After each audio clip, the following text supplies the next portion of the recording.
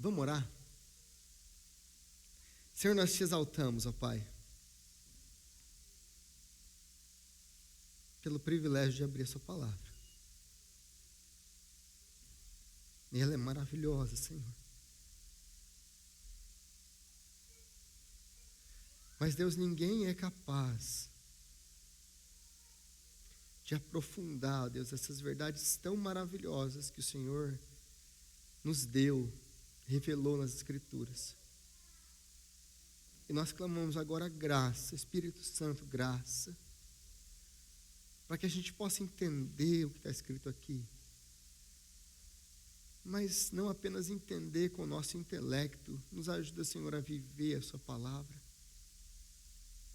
Que não sejamos apenas ouvintes, ó Deus, mas que sejamos achados diante do Senhor praticantes da sua palavra. Deus, diante de nós está essa palavra que é eterna, que é verdadeira e que transforma vidas realmente. Então nós clamamos agora, Senhor, usa a sua palavra para confortar o coração do teu povo, para exaltar o teu santo nome, para nos transformar, Senhor, à imagem de Jesus. Ilumina agora o nosso entendimento para entendermos a sua palavra. Dá, ó Deus, graça ao teu servo, ó Deus, para que eu possa expor a tua palavra de maneira que é fiel ao Senhor, de que glorifica o teu nome e exalta Cristo, para o bem do teu povo e para a glória do teu nome nós oramos, em nome de Jesus, amém. Amém.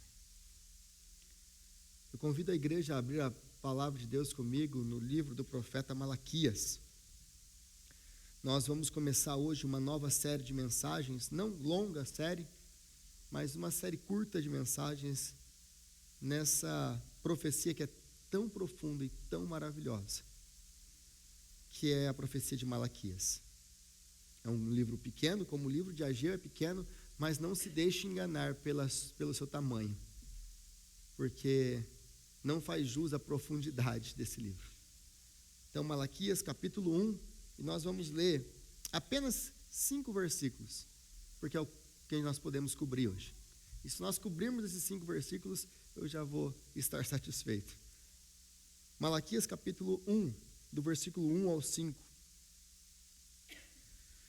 E diz assim a palavra de Deus: uma advertência.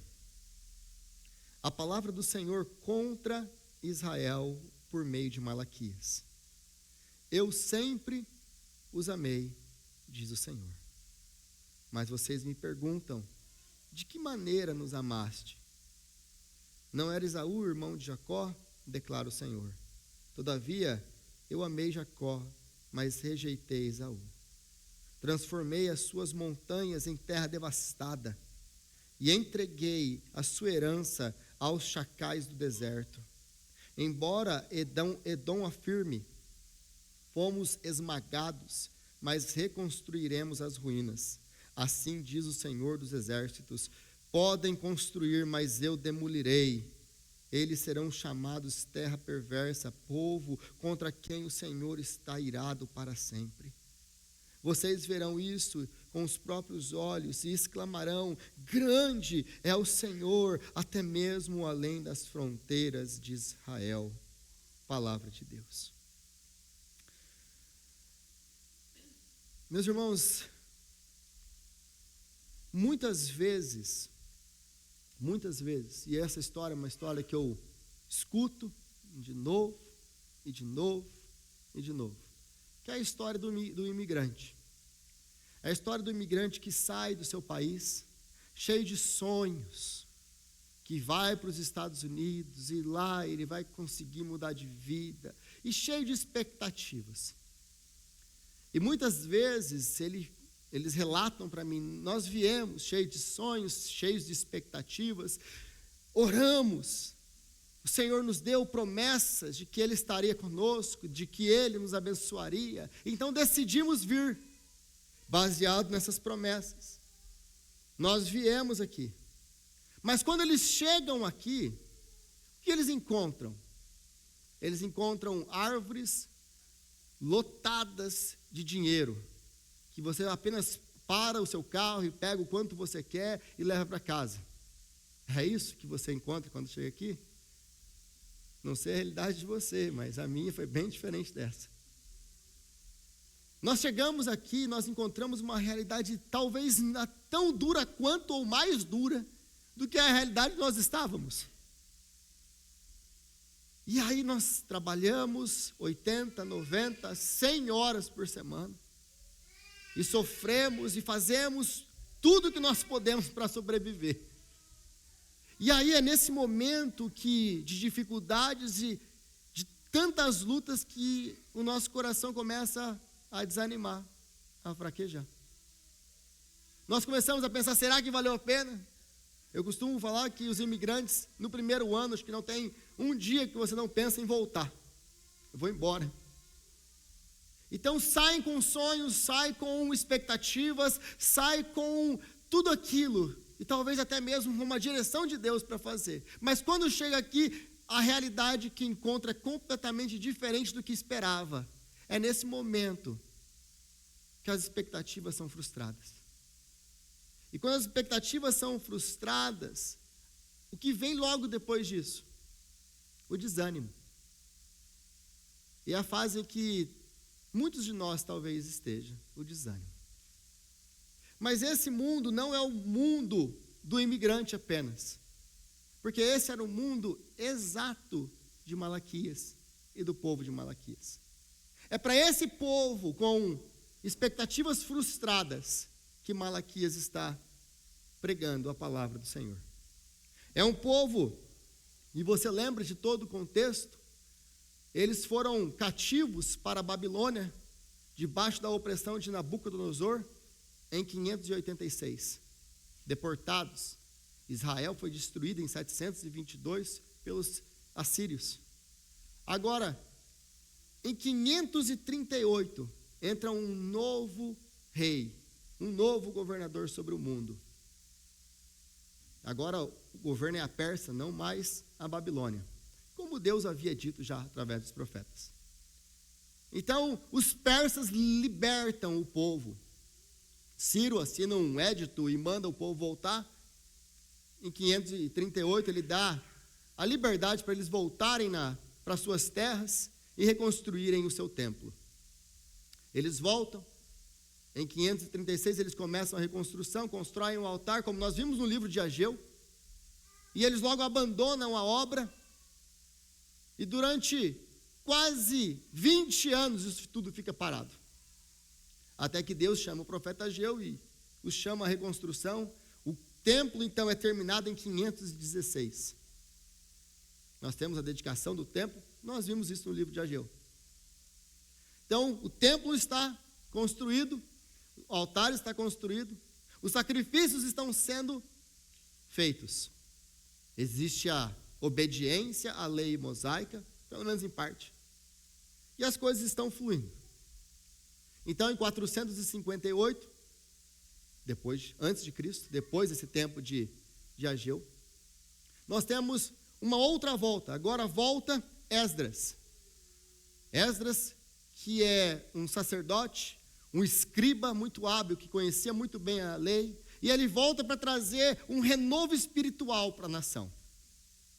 Um pouco depois dele, em 445, nós temos Neemias, copeiro do rei, você conhece a história dele, de Xerxes.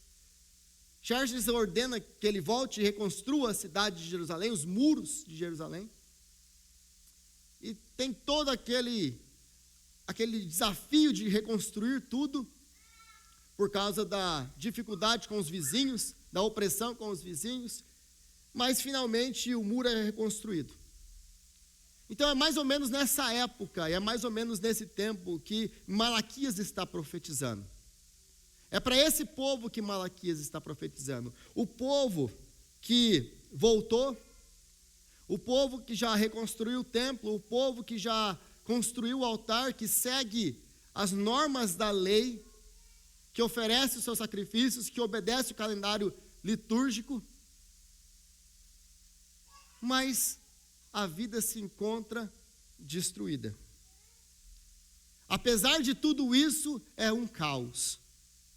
Apesar de templo, apesar de sacrifícios e altares, apesar da religiosidade, é um caos. E é nesse tempo, então, que Deus levanta Malaquias, um tempo de expectativas frustradas. E por que expectativas frustradas? Porque como os imigrantes, eles voltam agora para a sua terra. E eles esperam encontrar algo bem diferente do que eles encontram. Porque, afinal de contas, antes do exílio, o profeta Jeremias havia dito que vocês vão para o exílio. E o exílio vai durar 70 anos. Depois desse tempo eu os trarei de volta. Então chegam nem os 70 anos, não estão completos os 70 anos ainda. E Deus então já liberta esse povo que pode voltar para reconstruir o seu templo em 538, como eu disse. Aí Jeremias então profetizou que eles seriam levados e que eles retornariam. Então Jeremias estava certo. Deus cumpriu as suas promessas. Então, se Deus cumpriu essa promessa de retorno e de construção do templo mais uma vez, então as outras promessas dos outros profetas também vão se cumprir. Porque se Deus cumpriu a palavra dele através de Jeremias, ele vai cumprir aquilo que ele falou através de Isaías. Ele vai cumprir aquilo que ele falou através de Ezequiel. Ele vai cumprir as outras promessas que Jeremias deu. E tantos outros profetizaram. Era essa a expectativa deles. Nós vamos voltar para a terra, e quando voltarmos para a terra, todas aquelas promessas de bênçãos que Deus nos deu através dos profetas vão acontecer. Porque essa aqui aconteceu, Jeremias falou, aconteceu. Então agora o que vai vir é só bênção, só vitória. É isso que nós estamos vivendo agora. E eles voltam. E aliás, quais são as promessas que eles tinham? Eles tinham promessas muito maravilhosas. Como, por exemplo, Deus vai trazer um novo rei da linhagem de Davi, um Messias, que vai governar, e vai governar com justiça, e vai ser o representante de Deus. A linhagem de Davi não acabou. Deus vai levantar um renovo. Deus prometeu através dos profetas que o templo seria reconstruído, que a sua glória encheria aquele templo. Deus prometeu que ele mesmo governaria a nação e que Jerusalém seria o centro do mundo e de todas as nações. Deus prometeu, aliás, no livro, como nós vimos em Ageu, que foi aonde nós paramos, Ageu promete o quê para aquele povo? Que Deus vai pegar Zorobabel e vai levantar Zorobabel e vai usar Zorobabel como um anel de sinete.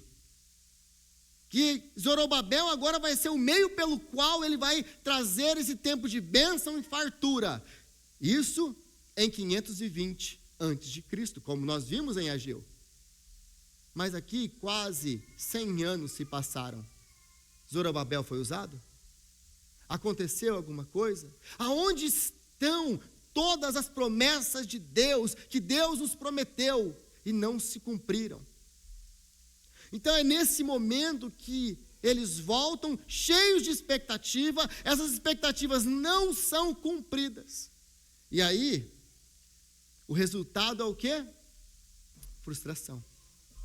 O resultado, então, é que o povo começa a questionar o amor de Deus.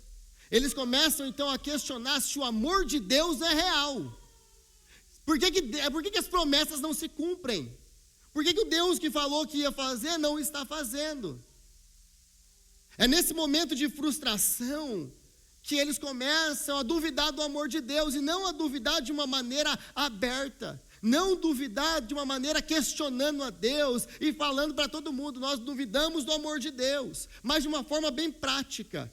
Eles não falavam que duvidavam, mas a sua vida e como eles viviam mostrava muito claramente que eles duvidavam. Por quê? Porque agora a adoração deles era uma adoração mecânica. Porque agora a adoração deles é uma adoração sem convicção. porque agora o serviço que eles faziam a Deus, o culto que eles prestavam a Deus, era um culto sem nenhuma alegria. Agora a obediência é uma obediência por obrigação, eu obedeço porque eu tenho que obedecer o calendário religioso, porque eu tenho que trazer os sacrifícios que são me obrigados a trazer, não porque eu amo o Senhor. É isso que começa a acontecer. As frustrações vão levar esse povo a fazer o quê? A ter um relacionamento com Deus indiferente. Não diferente, nós temos os sacerdotes. Aí os sacerdotes, então, eles começam a oferecer animais doentes e defeituosos no altar do Senhor. Quando a lei diz que esse tipo de animal não poderia ser aceito e nem sacrificado no altar do Senhor. Aliás, Deus até pergunta para eles, ou fala para eles: pega os animais que vocês me oferecem e levem para o governador para ver se ele aceita esses animais como oferta, como um presente. Se os governadores humanos não aceitam esses animais, por que eu, o Senhor, tenho que aceitar? Então eles faziam, mas eles faziam porque tinham que fazer, faziam porque eram obrigados, faziam porque se sentiam, se eu não fizer, Deus não vai me abençoar, ou Deus vai me amaldiçoar. Eles faziam porque eles tinham que fazer. Então eu vou trazer o quê? Eu vou trazer o doente, eu vou trazer o defeituoso, e ofereço para Deus o resto, eu ofereço para Deus o que sobra. Por quê? Porque o povo não se importava mais com o Senhor, por causa das frustrações deles. O que falar então dos dízimos e das ofertas, que o povo negligenciava? Não tem dízimo e não tem oferta. Se eles oferecem esse tipo de animal, quem dirá dízimo e oferta? Então eles entraram num padrão. Qual que é o padrão? Era a religião do mínimo necessário. É fazer o mínimo necessário para eu poder manter as aparências. Era isso que esse povo fazia. E qualquer semelhança não é mera coincidência. Porque eu não estou falando do povo de Ageu, eu não estou falando do povo de Malaquias, eu estou falando de nós. Porque esse é o nosso mundo, porque essa é a nossa vida. Será que alguma coisa mudou? Não é exatamente isso que nós vivemos e fazemos hoje. É um povo que olha para as promessas maravilhosas que nós temos na Bíblia e que começa a avaliar essas promessas e olhar para isso aqui e começa a comparar com a vida e fala assim: mas espera aí, tem alguma coisa que não está certo, porque olha o que está falando aqui, olha para a minha vida, isso aqui não está certo. Não está batendo, as promessas de Deus não estão se cumprindo na minha vida. E isso vai começar a criar frustrações no meu e no seu coração. Então, o povo vai ao culto, nós vamos ao culto por hábito. Nós servimos por obrigação, porque acha que Deus precisa disso e nós queremos fazer Deus, uma troca com Deus, né? E pensamos que Deus, ele precisa corresponder a isso. E aí ele não corresponde àquilo que nós queríamos que ele nos desse. Nós não temos a bênção material que nós queríamos, e nós então começamos a nos frustrar com Deus. Nós começamos então a nos decepcionar com ele, e caímos naquela religião do fazer o mínimo necessário. Eu faço o mínimo necessário para manter a aparência da religião. Eu vou no domingo, mas eu vou porque eu tenho que ir. Eu sirvo porque o Rodrigo fica me abuzinando a cabeça. Eu faço porque senão eu não sei se Deus vai me castigar se eu não fizer. É o tipo de relacionamento que nós desenvolvemos com Deus. Tudo por causa do quê? Frustrações. Nós nos frustramos com Deus. E a culpa disso é nossa, nós nos frustramos com Deus. Então, nós entramos num momento mecânico, de relacionamento mecânico com Deus. E porque nós temos esse tipo de relacionamento, fica muito claro porque nós não queremos investir tempo, nós não queremos investir dinheiro. Porque na nossa cabeça, a gente só vai investir tempo e dinheiro naquilo que nos dá retorno. E Deus não dá retorno. Então eu não vou investir meu tempo servindo, vou obedecer o mandamento de investir na obra do Senhor. Por quê? Porque não dá retorno.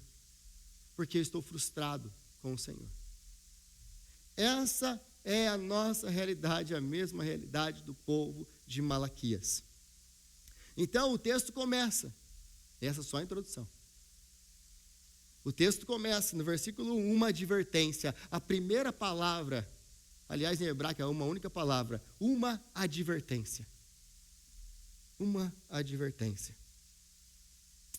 Aí ele diz aqui algo que é maravilhoso. A palavra do Senhor contra Israel por meio de Malaquias.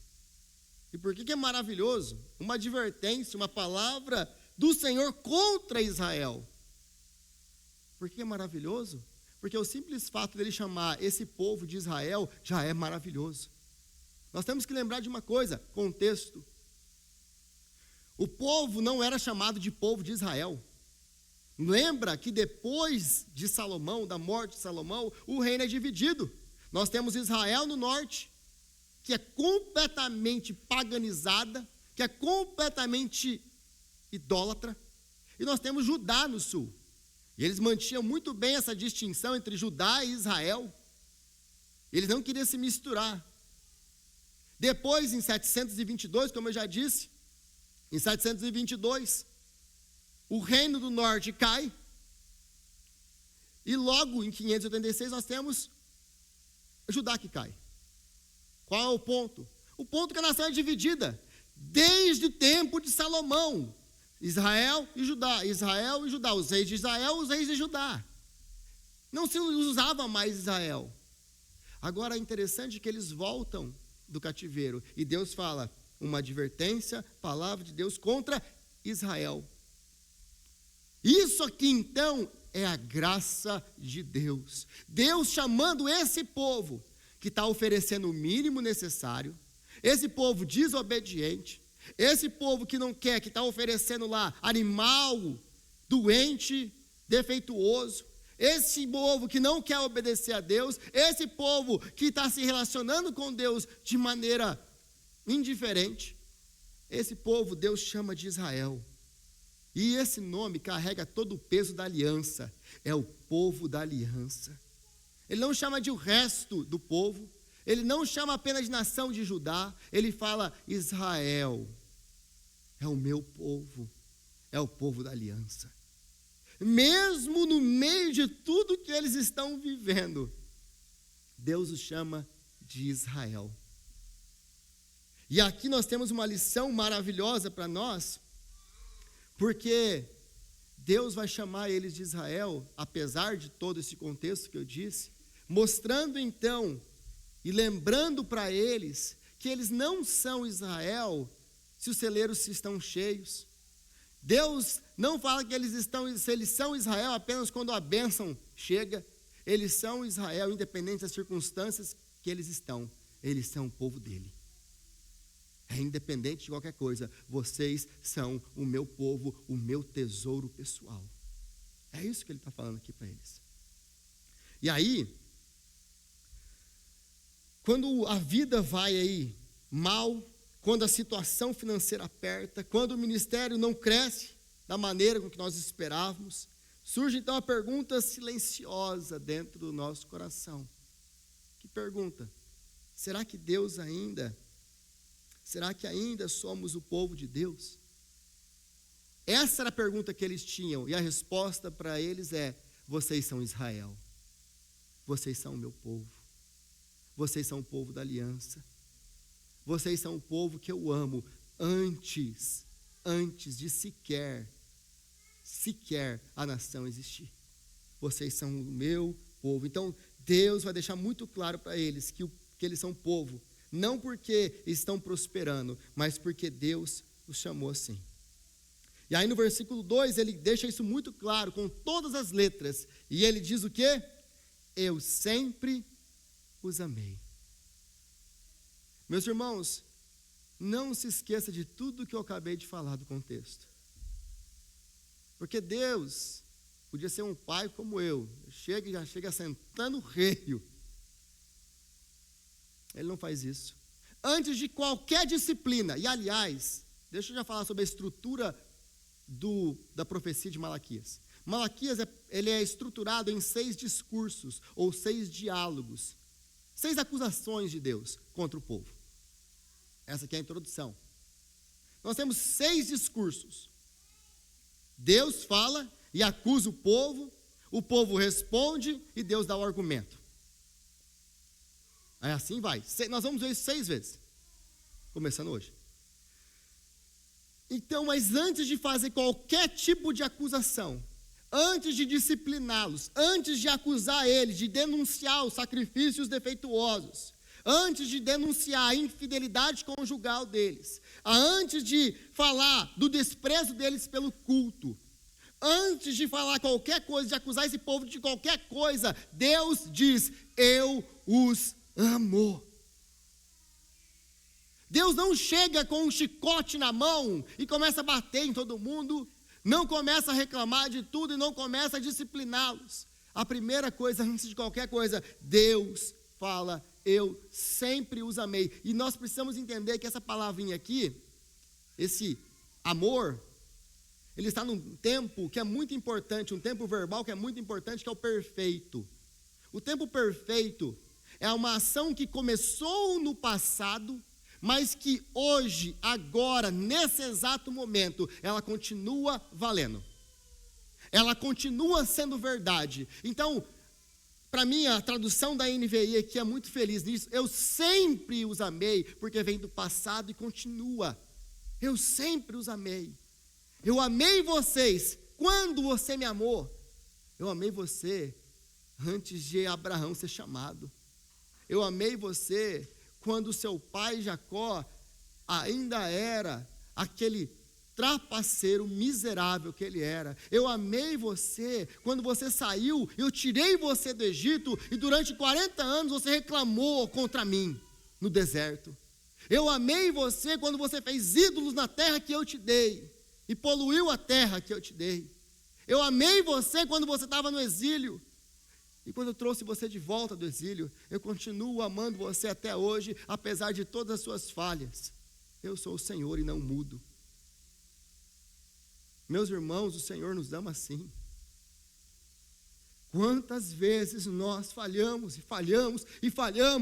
e decepcionamos o Senhor, e Ele olha para nós e Ele fala: eu sempre os amei. O amor dele nunca mudou. Ele continua amando esse povo, como ele ama. Antes dele falar qualquer coisa, antes de acusar qualquer coisa, antes de ele disciplinar o povo, é um pai com lágrimas dos olhos que diz: eu sempre amei vocês. Não é um Deus sentado indiferente no céu, todo-poderoso, que pode fazer o que ele quer e que não sente nada quando os seus filhos desobedecem. Quando ele vê os seus filhos caminhando para se matar, e ele está vendo isso, e apesar das suas advertências, apesar de mandar profeta atrás de profeta, pregação atrás de pregação, eles não mudam. É um pai que sofre por causa dos seus filhos. Se você tem filhos, meu irmão, isso é muito simples de ver.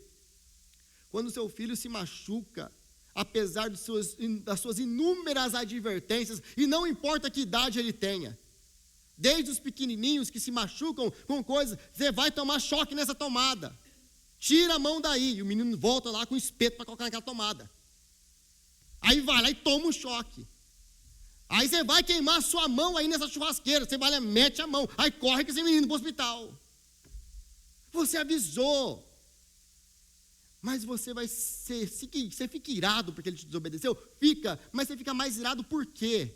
Porque ele se machucou, porque ele está destruindo com a vida dele. Aí você fala para aquele filho que já nem está na sua casa mais, casado, que não respeita mais nada, e você tenta avisar e falar: você está entrando num caminho que vai te destruir. Aí destrói o casamento, destrói os filhos, destrói tudo. Você fica irado com seu filho, você chora por causa desse filho. Esse é o coração de Deus. Eu aviso, e vocês me desobedecem. Esse é o coração de Deus. Então, antes de qualquer coisa, antes de falar de qualquer acusação, antes de denunciar qualquer pecado deles, Deus, ele fala do amor dele. Eu sempre os amei. Porque, meus irmãos, se Deus chegasse aqui para eles já arrebentando eles, falava, olha, está tudo errado, esse sacrifício de vocês. Não.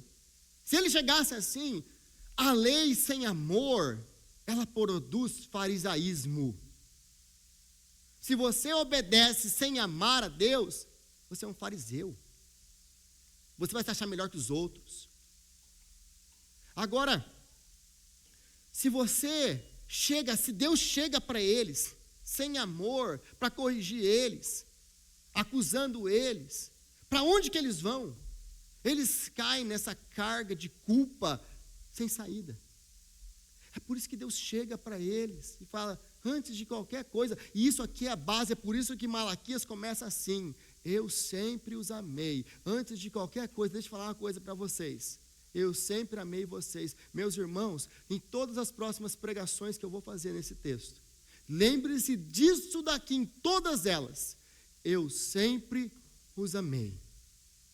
Deus vai fazer e vai falar coisas duras contra esse povo, mas Deus sempre amou esse povo. É um pai falando com o filho. Mas por que começar então afirmando o amor por um povo rebelde? Porque é a única maneira de nós sermos transformados. O que transforma a gente não é a lei. Meus irmãos, se a lei transformasse, Jesus não precisava ter vindo. Se a lei transformasse, nós ainda estaríamos sacrificando animal lá no templo, nós ainda estaríamos obedecendo a Torá. Se a lei fosse o meio pelo qual o coração é transformado, nós ainda estaríamos todos sendo judeus. Então a lei não transforma, nós precisávamos de uma transformação interna do coração, que a lei não faz, é o amor que faz. Então é o amor de Deus que vai poder fazer essa transformação. É somente quem entendeu o tamanho do amor de Deus em Cristo Jesus, que vai ser capaz de olhar para o seu pecado e falar, cara, olha o que o meu pecado está fazendo comigo, mas acima de tudo, olha o que o meu pecado está fazendo, ou fez, com o Filho de Deus, custou a vida dele. É só no dia que nós entendermos o amor de Cristo revelado na cruz do Calvário, é que nós realmente vamos converter-nos dos nossos maus caminhos e obedecer a Deus em amor, não porque nós somos religiosos. Então, Deus começa por aqui porque é o único caminho de transformação. Não é uma lei, é amor. Então Deus fala, eu sempre os amei. Deus que amou, que escolheu, que manteve a sua aliança com esse povo, está sendo tratado indiferente, de maneira indiferente. E é isso que ele quer expor aqui também. Eu sempre amei vocês, eu continuo amando vocês, e olha o que vocês fazem comigo. É aquele pai que amou, que proveu, que cuidou, que está sempre ali, mas apesar de tudo isso, eles continuam desprezando o Senhor. Continuam fazendo culto por fazer, obedecendo por obedecer, fazendo o mínimo necessário para um Deus que amou eles dessa maneira. É disso que ele está falando aqui. É interessante que a palavra amor aqui também não é um sentimento, porque se você abrir a sua palavra aí, a palavra de Deus lá em Deuteronômio capítulo 7, você vai encontrar esse texto que diz assim, pois vocês, um povo santo para o Senhor, o seu Deus. O Senhor, o seu Deus, os escolheu dentre todos os povos da face da terra, para ser o seu povo, o seu tesouro pessoal. Versículo 7. O Senhor não se afeiçoou a vocês, nem os escolheu por serem mais numerosos do que todos os outros povos. Vocês eram o menor de todos os povos. Mas foi porque o Senhor os amou, e por causa do juramento que fez aos seus antepassados, por isso ele os tirou com mão poderosa e os redimiu da terra da escravidão, do poder do faraó do Egito. Então aqui em Deuteronômio capítulo 7, Deus fala a eleição de Israel. Deus elegeu Israel para a salvação. Apesar deles, vocês não eram um grande povo, não eram um povo numeroso, não era um povo obediente, não era um povo em quem existia mérito nenhum para eu salvar vocês, não tinha nada em vocês para eu amar. Aliás, muito pelo contrário, se você conhece a história de Israel, você entende e sabe que a única coisa que Israel deu para Deus é motivo para Deus abominar aquela nação. Como nós damos motivo para ele nos abominar também. Nós não somos diferentes de Israel. Nunca se esqueça disso. É farinha do mesmo saco. Esse Deus os escolheu. Então o amor aqui, a palavra amor, eu sempre os amei, é uma palavra de aliança. É um amor de aliança, é o amor da escolha de Deus, é o amor ágape do Novo Testamento, ou hesed do Antigo Testamento. É o amor que Deus tem por pessoas que não merecem, por pessoas indignas. Esse é o amor que ele tem aqui. E o contexto todo dessa passagem deixa isso muito claro. Eu escolhi Jacó e rejeitei Esaú. Meus irmãos, nem Esaú e nem Jacó merecem nada. Porque alguém aqui pensa que Jacó era melhor que Esaú? Um trapaceiro, enganou o pai, enganou o irmão, enganou o tio. O cara, onde ele passava, ele causava um estrago. Não tem santo. Meus irmãos, às vezes a gente lê o Antigo Testamento com umas visões aí meio esquisitas, como se no Antigo Testamento existisse algum herói. Olha para Abraão, pecador. Olha para Jacó, pecador. Olha para Davi, pecador. Sabe por que todas aquelas histórias, e a Bíblia não esconde nenhuma dessas histórias? Para deixar muito claro que a Bíblia só tem um herói, é Cristo. O resto são todos homens que foram alcançados pela graça de Deus. Que Deus transformou miseráveis pecadores como eles, como nós, em filhos dele, por amor, e só isso. A Bíblia deixa isso muito claro para nós. Então, Jacó e Esaú não tem diferença nenhuma.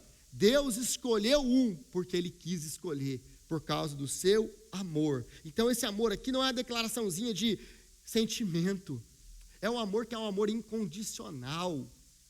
Porque se fosse condicional, essa nação já estava destruída há muito tempo. Se o amor de Deus na minha e na sua vida fosse condicional, meu irmão, você pode ter uma certeza, você não estava nesse banco hoje. Você pode ter certeza disso, você não estaria aqui hoje. É graça.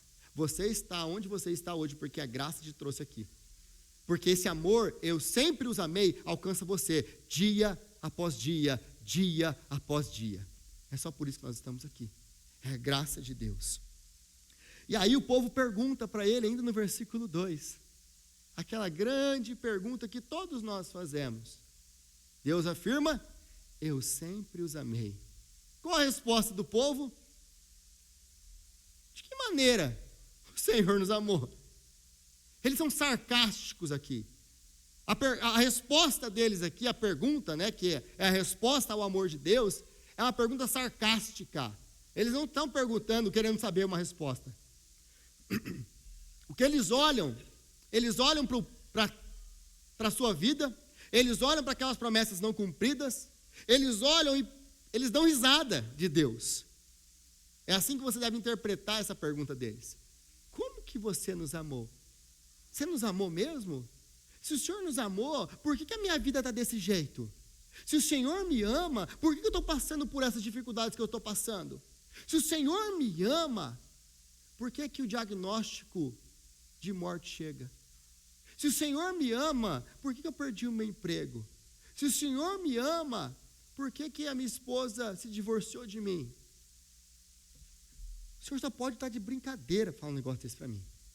O Senhor me ama? A pergunta nunca mudou, meus irmãos. Porque essa é a pergunta que nós fazemos para Deus quando as coisas vão mal. A gente continua fazendo as mesmas perguntas. A gente tira sarro de Deus quando o pregador fala que Deus te ama. Aí você pensa, é que você não está na minha pele, é que você não está vivendo a minha vida. Senão você não falaria que Deus me ama. E talvez isso já tenha passado pela sua cabeça antes mesmo de eu falar isso. E essa é a resposta de Deus para você. Deus me ama? Se Deus me amasse, a minha vida não era a porcaria que ela é. Muitas vezes é assim que nós enxergamos a vida. Agora, qual que é o problema deles aqui? O problema deles é que eles mediam o amor de Deus segundo as bênçãos materiais que Deus podia ou não proporcionar para eles. Como que eu meço o amor de Deus? O amor de Deus aqui são benefícios materiais que Deus me dá. Esse é o problema deles. Eles olham para a vida deles, eles olham para as colheitas ruins, eles olham para a opressão dos persas, eles olham para as suas vidas destruídas, eles olham para as dificuldades e eles pensam o quê? Se Deus me amasse, eu não estaria passando por isso. Essa é a conclusão lógica que eles chegam. É a mesma que nós chegamos, quando nós perdemos emprego, ou qualquer outra daquelas coisas que eu acabei de falar acontecem. Quando os sofrimentos chegam. E é isso que acontece conosco. Nós começamos a questionar o amor de Deus, porque nós avaliamos, mensuramos o amor de Deus através da nossa conta bancária. Nós mensuramos o amor de Deus através dos benefícios materiais que Ele pode nos dar. Você quer saber de uma coisa? Todas as vezes que você mensurar o amor de Deus através de coisas materiais, você vai se frustrar com Deus. Você vai se frustrar com Deus. Ou, se você é uma pessoa rica, uma pessoa abastada, você vai começar a achar que você é o cara. E que Deus te ama demais, porque você merece em alguma coisa. Porque você fez alguma coisa certa. É os dois extremos, meu irmão. Não tem meio termo, porque isso é lei, isso não é graça. Isso é religião de troca. Nós fazemos então a mesma pergunta e continuamos no mesmo diagnóstico, né? Quando a oração não é atendida. Eu orei e Deus não atendeu a minha oração. Então significa que Deus não me ama. Não deu certo o projeto que eu tinha, então significa que Deus não me ama. A igreja não está crescendo como eu gostaria que crescesse, e Deus então não está trabalhando nesse ministério. São as coisas que a gente vai trazendo para Deus e as nossas expectativas, e nós vamos sendo frustrados. O problema não é, meus irmãos, perguntar por que não está acontecendo. Isso não é o problema. O problema é você medir essas coisas e falar que isso aqui, que Deus não te ama por causa disso. Esse é o problema. É olhar para essas coisas, olhar para as circunstâncias e avaliar o amor de Deus na minha e na sua vida através de circunstâncias passageiras. Esse é o problema. Enquanto nós avaliarmos o amor de Deus pelas circunstâncias das nossas vidas, você vai viver uma montanha russa com Deus. Você nunca vai estar bem com Deus. Vai ter assim, cada semana de um jeito, não é cada dia, né? É aquele negócio, bem me quer, mal me quer. Hoje me ama, amanhã me odeia. Hoje me ama, amanhã me odeia. Porque você não entendeu ainda qual que é o padrão. E aí Deus ele vai dar a resposta para eles, né? E é interessante aqui na resposta de Deus, que ele vai continuar aí, do versículo 2 ainda. Não era Esaú irmão de Jacó? Declara o Senhor. Todavia, amei Jacó, mas rejeitei Esaú. Transformei as suas montanhas em terra devastadas e entreguei a sua herança a chacais do deserto. E aí Deus, note uma coisa, meus irmãos. Deus ele não responde com uma lista de bênçãos materiais, porque era esse exatamente o ponto que eles estavam trazendo. Eles avaliavam o amor de Deus por bênçãos materiais. Deus poderia ter feito o seguinte: faz o seguinte, olha para a vida de vocês. Vocês estão vivos, já é motivo de dar graças a Deus. Vocês ainda estarem na terra de vocês, que é o que ele está falando aqui, já é motivo de dar graças a Deus. Deus não está nem falando que, olha, apesar de todo o sofrimento que vocês estão passando, tem comida, os filhos de vocês estão nascendo saudáveis, as coisas estão andando. Deus ainda não precisava nem falar de outras coisas. Olha, eu tirei vocês, formei vocês de um casal, Eu tirei vocês do Egito, da escravidão, dei reis, dei terra, fiz tudo o que eu fiz por vocês. Não é porque se fosse eu falando com os meus filhos, era isso que eu ia trazer, não ia?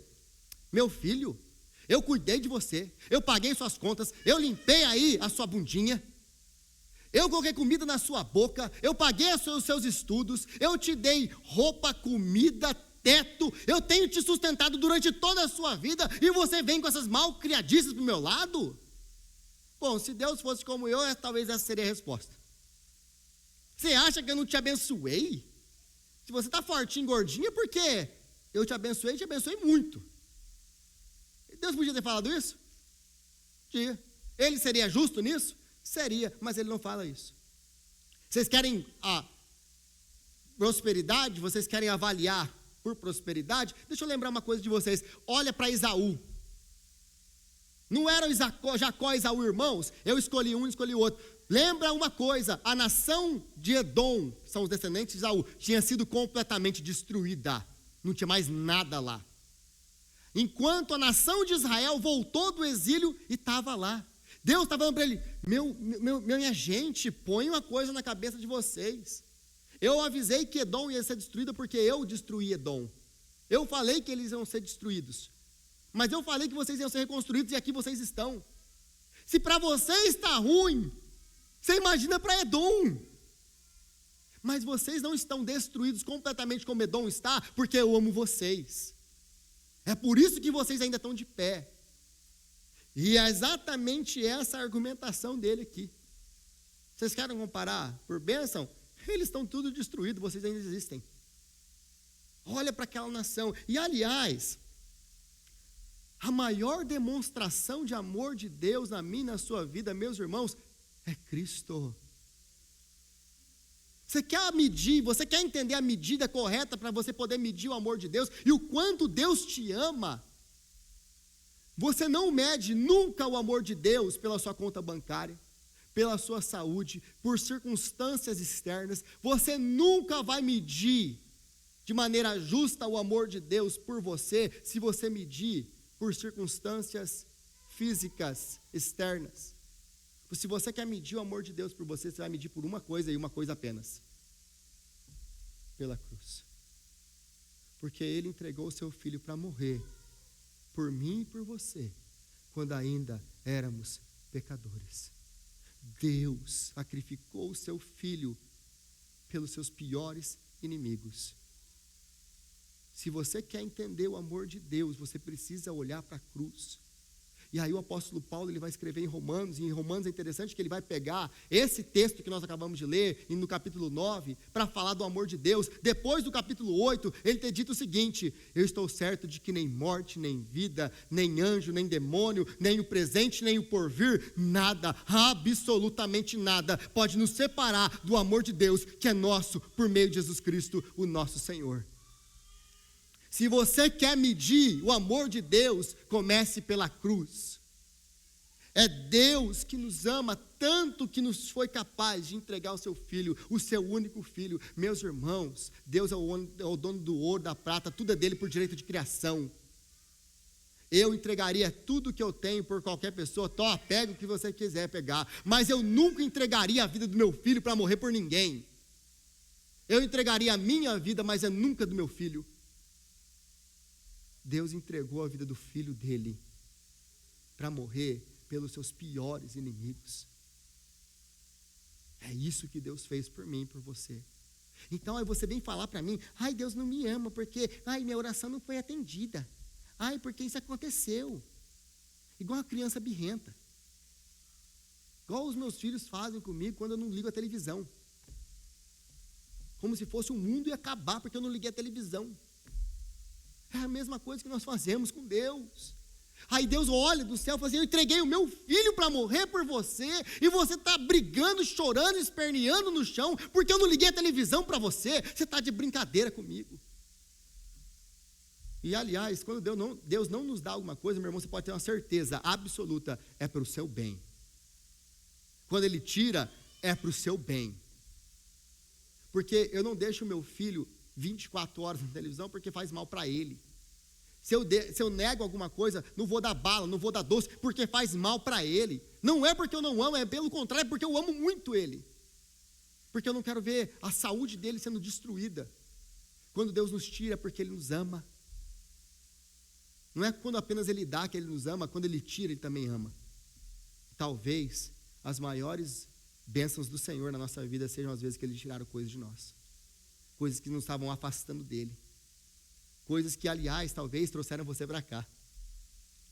E é por isso que você está aí. Então, o maior presente de Deus é Cristo. A maior declaração de amor que você vai ouvir na sua vida é essa: está consumado. Está consumado. Nada pode nos separar do amor dele. Então, a bênção material, ela não significa amor de Deus. E quer uma outra prova? Vou te dar uma outra prova. Vou usar o texto que nós estamos lendo. De novo, Malaquias 1. Nós temos Esaú e nós temos Jacó. Meus irmãos, se bênção material é a prova de bênção de Deus, como que Deus odiou Esaú? Vocês já se perguntaram isso? Quando Jacó volta da casa de Labão e vai tentar oferecer presentes para o seu irmão, ele rejeita os presentes dele, porque ele é muito rico. Esaú era mais rico do que Jacó. Como assim Deus odiou Esaú? Esaú tem mais dinheiro que Jacó, que ele formou uma nação de príncipes, saiu dele uma nação, formou Edom. Como assim Deus odiou Esaú? Sabe como que Deus odiou Esaú? Por um único motivo. Ele cortou a coleira e disse: vai, seja Esaú. E como que ele amou Jacó? Jacó, meu filho, vai demorar, mas eu vou pegar você, e eu vou corrigir você, e eu vou bater em você, e você vai se transformar num príncipe do meu povo. Eu vou mudar e eu vou transformar a sua vida. Eu vou tirar você, esse Jacó, esse trapaceiro, esse usurpador que você é, e eu vou te transformar num homem de Deus. Meus irmãos, a maior bênção de Deus na minha, na sua vida, é Deus ter pegado isso aqui que você é, isso aqui que eu sou, e falar: não vale nada não, Jacózinho, mas eu vou transformar você num príncipe e numa princesa. Eu vou lavar você com o sangue do meu filho, e você vai ficar mais branco do que a neve. Eu vou tirar da sua vida todos os ídolos que você tem. Sabe, todos esses ídolos que você tem, eu vou tirar todos eles. Vai doer. Vai ser tão duro quanto amputar de você um braço ou uma perna. Mas é melhor eu te arrancar isso aí, você entrar na vida, do que você ir para o inferno. É isso que Jesus está falando nessa parábola. De arrancar olho, perna, escandalizado. Meus irmãos, nós temos ídolos que são tão difíceis de arrancar que parece uma amputação quando Deus tira. Parece que Deus arrancou metade do nosso corpo quando Ele tira algumas coisas de nós. A dor é similar, mas é necessário, porque se Deus não tirar, isso vai corroer você e vai matar igual um câncer. E Deus te ama tanto que se precisar arrancar a perna, Ele vai arrancar. Se precisar arrancar o braço, Ele vai arrancar, para que você entre na vida. Ele vai fazer, por amor. Eu nunca bati nos meus filhos por ódio. Eu creio que vocês nunca bateram nos filhos de vocês por ódio. Deus não é um pai como eu, Ele é muito melhor do que qualquer um de nós, aliás. Ele bate por amor. E sempre é com mais dor. Porque se você já bateu no seu filho, você sabe muito bem disso. Dói mais na gente do que neles. Dói muito mais na gente. Imagina o coração de Deus, quando Ele tem que nos corrigir. Então, Ele mostra, olha para a destruição de Edom, e vocês ainda estão vivos. E aqui nós lembramos de Lamentações de Jeremias, tão famoso, Olha para as muralhas de Edom todas destruídas. Olha para aquela nação toda destruída. Agora olha para você. Meus irmãos, olha, vocês acham que está ruim para a gente? Olha para o mundo. Para esse monte de gente sem Cristo. Você acha que está ruim para você? Assiste o jornal. Aí você vai ver o quanto Deus tem nos abençoado. E aí você vai lembrar, as misericórdias do Senhor se renovam a cada manhã. E esse é o motivo de nós não termos sido consumidos por causa dos nossos pecados. Nós estamos aqui hoje porque as misericórdias do Senhor se renovaram sobre as nossas vidas. É a prova do amor dele. Meus irmãos, está difícil aí fora, não está? Eu sei que está, eu sou igualzinho vocês. Está difícil. As coisas não estão boas. Se você não está antenado aí, deixa eu te falar uma coisa. As coisas não estão boas. Mas olha para a sua e para a minha vida. Deus tem guardado a gente. Deus tem abençoado a gente. Deus tem levado e tem trago em segurança. Deus tem aberto portas. Deus tem ido conosco por onde nós vamos. Que Deus maravilhoso que nós temos. E mesmo quando as adversidades chegam, Ele nos abraça e fala: eu estou com você, e eu não vou para lugar nenhum. Ainda que você passar pelo fogo, Ele não te queimará. Ainda que você passar pelas águas, elas não te submergirão. É a promessa. Ele não fala que você não vai passar, você vai passar, porque o fogo queima tudo que não presta, e vai sair de lá ouro refinado. Vai sair de lá ouro refinado. Então, qual o objetivo de tudo isso? O texto termina no versículo 5. Então, vocês verão, futuro, vocês verão isso com os seus próprios olhos e clamarão: grande é o Senhor, até mesmo além das fronteiras de Israel. Para que Deus está fazendo tudo isso que eu acabei de falar aqui? Para um único motivo: para o louvor da glória do nome dEle. Porque Deus faz tudo o que Ele faz para o louvor da glória do nome dEle. E um dia, meus irmãos, é para isso que isso aqui está apontando. Esse texto está apontando para o Evangelho de Cristo. Um dia, quando nós passarmos dessa dispensação, quando o Senhor Jesus voltar, tudo for restaurado e nós estivermos na presença dEle, e tudo for passado, Ele vai enxugar dos nossos olhos toda lágrima. Mas nós olharemos para Ele, e em um coro, como mostra Apocalipse, nós cantaremos: grande é o Senhor. Ele é o Senhor, e todos nós louvaremos e exaltaremos o nome do Senhor juntos, que faz grandes coisas. Que coisas que Ele faz? Ele nos salvou em Cristo Jesus. Ele nos transformou, essa massa corrupta, em um homem e uma mulher de Deus.